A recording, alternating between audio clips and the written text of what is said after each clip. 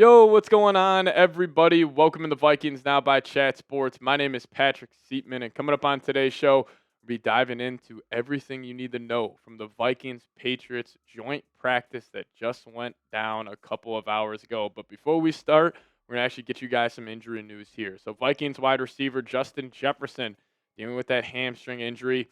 He will not be participating in joint practice with the Patriots, and he is going to be reevaluated next week. I'm not hitting the panic alarm just yet, but a hamstring injury is a MFer. And if this is something that is lingering still, you just put him on ice. I don't care, even that week from the last preseason game to the first regular season game, and you're not really having no true competition, but even you're still practicing, I don't even want to see him out there practicing just because one little tweak could push this back. And with how thin the Vikings are at wide receiver, with Addison suspended, Rondale Moore out for the year, if Jefferson would have to miss week one, that's the worst wide receiver room in the National Football League.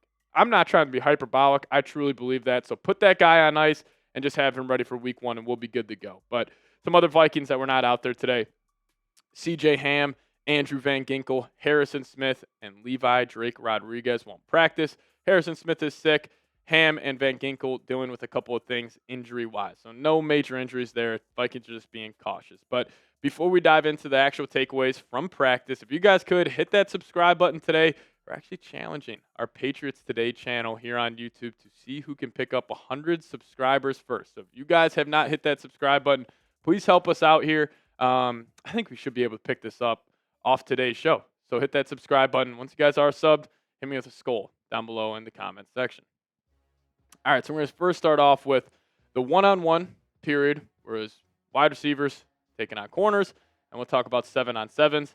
And then on tail half of today's show, talk about the 11-on-11 period. But start off with some positive here. Byron Murphy actually had a dive-in interception on Demario Douglas. He was running an out route, ended up slipping a little bit. But I'll tell you what, Byron Murphy, great ball skills on that play, so that was a great sign. He actually did end up getting beat by Stefon Diggs on another play. We'll talk about Stefon Diggs here a little more, but the late hands on his game is fantastic. Like, the ball is flying in there, and he's just running in stride, not showing his hands until the very last second, and then he throws them up there. Diggs still has it, but good for Murphy. Then he ended up getting an INT on that play. But also some offensive line one-on-ones. Will Campbell went one-on-one versus Jonathan Grenard in the first 1v1 drill. Patriots beat reporter saying thought he handled himself well against a good player. But he did also mention the Patriots' offensive line has been struggling for the most part in these drills, as they should. We were talking about it earlier that I would fully expect the Vikings' defensive line to get after it. Now, we did hear a couple of mixed reports, and that's why, these joint practice reports are always so up and down because you'll hear one thing, one guy seeing something, the other guy seeing something else, but the consensus has been across the board that the Vikings' defensive line definitely got after the Patriots' offensive line as a whole. But I hate to do this. Stefon Diggs, he made Jeff Okudah look absolutely silly during the one-on-one drills. Jeff Okudah showing some press man, and let me just get this out here first. One-on-one drills between a CB and a wide receiver, it is one of the hardest drills for a cornerback in the whole game of football. Like, this is not an easy task, especially with an elite route runner that Diggs is. But he tried to jam Diggs on the line of scrimmage. He completely got by him, then he turned him around, and I'm not even kidding. There was about 7 yards of separation between Stefon Diggs and Jeff Okudah. So, maybe we can pump the brakes a little bit on the Jeff Okudah hype train, but I think this is more about Stefon Diggs. I will give him credit. 31 years old, coming off a torn ACL, passed the eye test today. So, shout out to new number 8 in New England. Hopefully he has a good year with Drake May. Even though Diggs, his time ended pretty poorly in Minnesota. You guys may hate me for saying this, but he's always a Vikings player that I'll root for no matter where he's at. But I do want to really touch on this. The Vikings wide receivers cannot catch the football. And during one-on-ones, Jalen Nailor looked absolutely terrible. He had 2 awful drops. He was running this out route on one of them. J.J. McCarthy, pretty damn good ball placement. Jalen Nailor just dropped it. And then the practice before, a clip that kind of went viral, Vikings fans were calling this guy's effort out. He was running a drag route during a red zone period, caught the ball, thought nobody was around him, and then the Vikings DB came in there. It was like a Peanut Tillman punch, and He just got lazy with it. And I'll be honest, I'm extremely worried about this wide receiver core heading into week 1. Because we know Justin Jefferson, all-time great talent, but he's dealing with a hamstring injury. Jordan Addison's obviously not going to be there for the first 3 weeks. Rondale Moore just got suspended. And Jalen Nailor, this guy has completely killed his just stock over the last week and a half. He has not looked good at training camp. He has not looked good at any practice. And I'm a little nervous because who are you relying on? Lucky Jackson? I know he looked good in the preseason, but living up to that Monday Night Football stage against the Chicago Bears, I'm a little nervous. So don't be shocked if the Vikings go out there, maybe sign a Brandon Powell and Amari Cooper. Jordan Addison, can't wait for week 4, my friend. And, we'll give Addison some love. Reports are coming in from camp. This dude looked absolutely unguardable today. And specifically him dominating the middle of the field. And J.J. McCarthy and Addison during the 7-on-7 period, they actually connected 3 straight times. Actually, during the 7-on-7 period, it was actually a lot of outside the number routes. It was Addison running a lot of outs. J.J. McCarthy throws a beautiful out route. So it's great that they're on the same page. And also in 11-on-11, they were connecting a whole lot over the middle of the field. So Addison looks good. Jefferson looks good. But all the receivers behind him, not good. Now, speaking about 7-on-7s, Kevin Seifert tweeting this out saying, J.J. McCarthy started 7-on-7s very sharp, completed his first 6 passes, but ended the drill by sailing a pass to Jalen Nailor over the middle. It was intercepted by Marcus Jones, now on the full team drills, which we'll talk about here in a second. But, again, it's going to be a process with J.J. I'm not going to freak out over every little missed throw. It's going to happen. He's 22. He's a young guy. We'll just see if he learns from it, and I 100% think he will. But let me ask you guys this on Jalen Nailor. Because I think if you would have asked fans a couple months ago, like, what do you think of Jalen Nailor? Everybody would have been like, oh, man, I love Nailor. Speedy. Change his number, the number 1. That's my guy. Couple of bad practices with him needing to step up with Addison being suspended. I don't know. You guys let me know. Are you concerned about Jalen Nailor? Give me a Y for yes or an N for no. I'm 100% concerned. He's our wide receiver 2 right now. Until Addison is back, this is our wide receiver 2. And I just don't know if he's fitting the bill. So you guys let me know where you stand. Y for yes, N for no.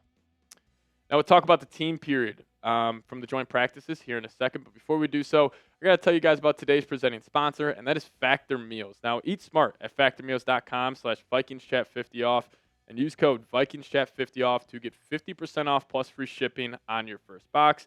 That's code VikingsChat50off at factormeals.com for 50% off plus free shipping. Now, here covering the Minnesota Vikings at Chat Sports, live a pretty busy lifestyle, and sometimes I don't always feel like making home-cooked meals every time I get off of work.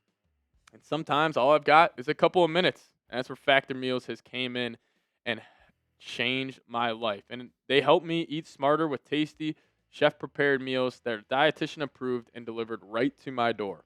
And now with more than 65 weekly meals made for how I live and what I like to eat, I've got even more ways to fit in a real meal wherever the day takes me.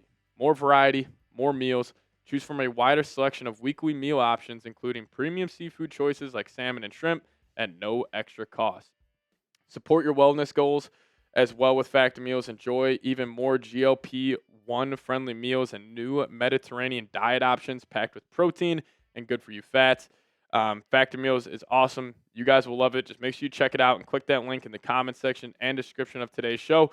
But eat smart at factormeals.com/VikingsChat50off and use code VikingsChat50off to get 50% off plus free shipping on your first box. It's code VikingsChat50off at factormeals.com for 50% off plus free shipping. Get delicious, ready-to-eat meals delivered with Factor. He's back. Christian Darrisaw playing in 11s today. Honestly, the best news of the day was Christian Darrisaw being out there. He looked great in the limited action that I was seeing on Twitter, but that's awesome stuff. Freak athlete. The fact that it was week 7 last year and he tore his ACL and MCL, and now it is August 13th, and Christian Darrisaw is back out there. Clap it up for 71. Honestly, just shows the hard work that he probably put in through that whole rehab offense. But I do want to highlight just what I was collecting with the Vikings offense on 11-on-11 period. It started off with a nice Aaron Jones run. I'll give the Vikes offensive line credit. There's a massive hole. Jones followed his blocks very well, hit it. Probably would have been a realistic 15, 20-yard gain. But Hockenson was all over the place. Second play, caught a drag. Then on the third play, he was actually manned up with Jabril Peppers. I'm pretty sure he had an option route, at least just from what it looked like. Completely jabbed at the outside.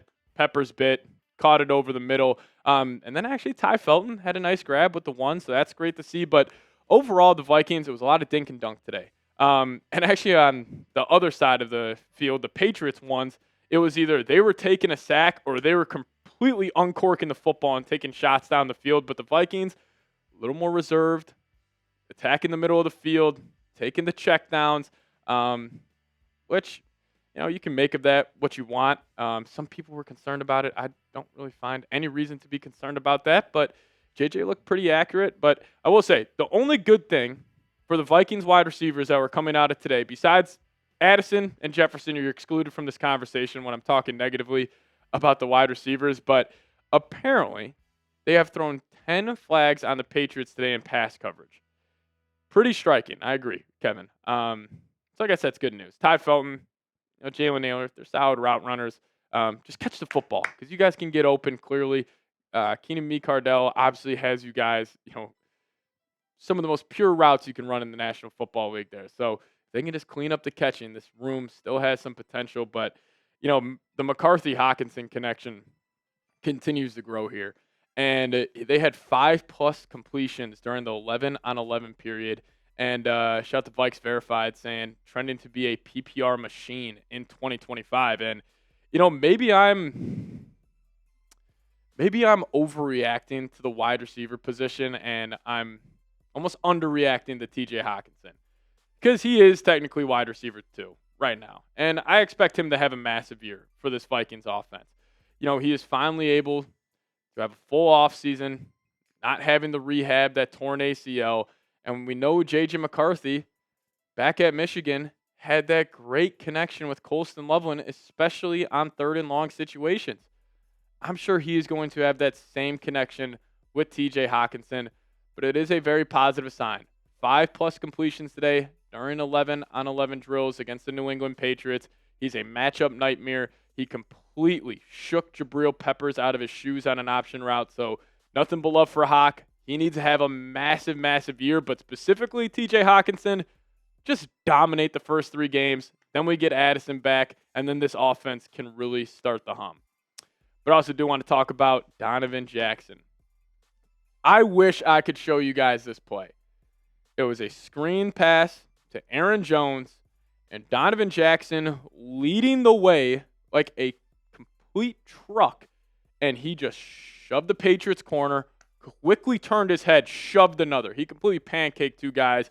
And then if you see the sideline, the whole team is erupting and giving him a bunch of love. So I know a lot of Vikings fans were comparing him to Ed Ingram after the first preseason game. It's one of the most disrespectful things you can do to the guy. So, shout out to Donovan Jackson. I'm sure that felt good for him. But also, fan favorite, Max Brosmer. With all the talks about the Vikings potentially adding another backup quarterback, I think the fans would protest if Brosmer's not QB2. He hit another long touchdown to Tim Jones, so that's obviously great stuff. I'll tell you what, this guy impresses me more every single day. Clearly a very intelligent football player.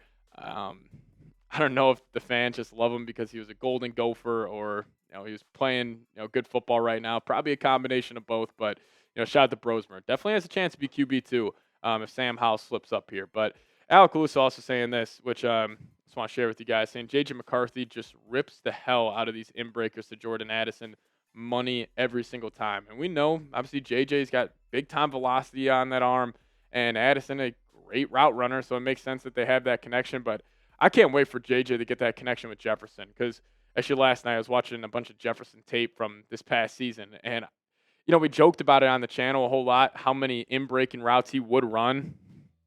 Out of the 1,500 yards Jefferson had, I'd probably say 1,000 came on in-breaking routes this past season. So once JJ gets that connection there, it'll be pretty special stuff. But Seifert closing it out with this. Practice over, just under 2 hours. Intense, but nothing close to a skirmish that I saw. J.J. McCarthy and Jordan Addison were clicking over the middle. So that was clearly the big story. J.J. McCarthy, Jordan Addison building that connection, and hopefully it continues. It sucks Jordan Addison's suspended. That's just the feeling I had right there. Hopefully Jalen Nailor can get his act together, and I'll be a little less nervous for week 1 because as it stands right now, this receiving core, it's got me sweating a little bit. But we'll wait and see. But if you guys made it to the end of today's show, just hit me with the SKOL down below in the comment section. We appreciate all of you guys for tuning in. Joint practices. We'll be back tomorrow discussing them as well. So, sorry, we just had some banging on the studio there. But we'll see you guys next time. As always, SKOL Vikes.